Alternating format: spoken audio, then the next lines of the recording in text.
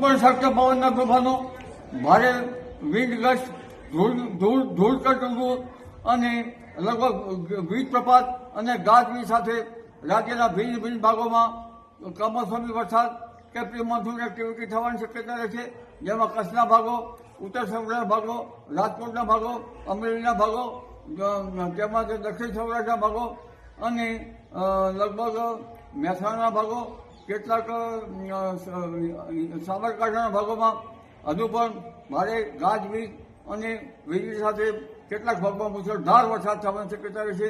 ખાસ કરીને કરા પડવાની પણ શક્યતા રહેશે. કરાની સાઇઝ મોટી પણ હોઈ શકે, એટલે જનધને કાળજી રાખવાની જરૂર છે.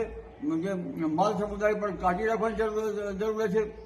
તારીખ 8મી મેમાં પણ કેટલાક ભાગોમાં ભારેથી અતિભારે વરસાદ થવાની શક્યતા છે. ખાસ કરીને સૌરાષ્ટ્રના કેટલાક ભાગોમાં ભારે વરસાદ થવાની શક્યતા છે. કેરી પકવનાર ખેડૂતો પછી વલસાડ સુરતના હોય કે સૌરાષ્ટ્રના તાલાળા ગીર હોય અથવા તો કચ્છના કેટલાક ભાગોમાં અને કેરી પકવનાર અન્ય ભાગોમાં આ વીજ ગસ્ટથી કેરીના પાકને જબરદસ્ત નુકસાન થવાની શક્યતા રહેશે અને જે પિયત વ્યવસ્થાપન કર્યું હોય એવા ધાન્ય પાકોમાં ઓછી જમીનમાં ધાન્ય પાક પણ પડી જવાની શક્યતા રહે છે.